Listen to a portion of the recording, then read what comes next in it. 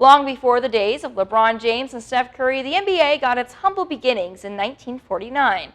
Among the teams that first season were the Waterloo Hawks. KWW reporter David Warrington has more. For the days of Michael Jordan to modern greats like LeBron James and Steph Curry, there were the Waterloo Hawks. Do hereby proclaim December 1st, 2024 as Waterloo Hawks Day. Waterloo Mayor Quentin Hart officially recognizing Waterloo Hawks Day. A youth basketball camp was held to recognize the 75th anniversary of Waterloo's short stint in the NBA.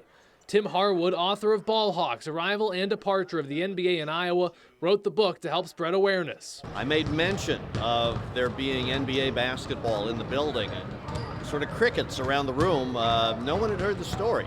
The Hawks played their home games at the Hippodrome and were one of 17 teams in the league at the time. For Harwood, the book was years in the making. It was about a year's worth of research and a year's worth of writing, and then going back over it with the University of Iowa Press to refine it and put it into print. So all totaled, probably about 3 years worth of work in one form or another.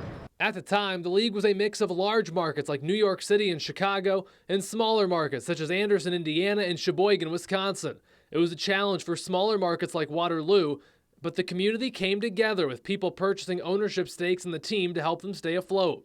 It wasn't enough, though, as the team was removed from the NBA after just 1 year, but they still accomplished a lot in a single season. The Hawks did some really remarkable things in their time here. They beat the Boston Celtics in their second game as an NBA team.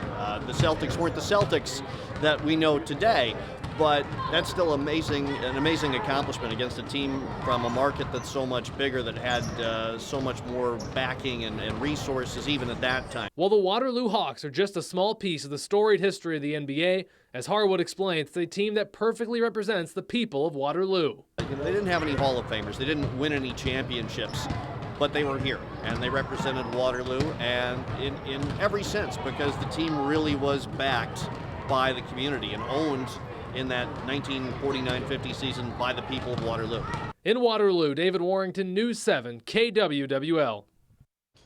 The Hawks had a record of 19 wins and 43 losses in their one NBA season, just missing out on a berth to the playoffs.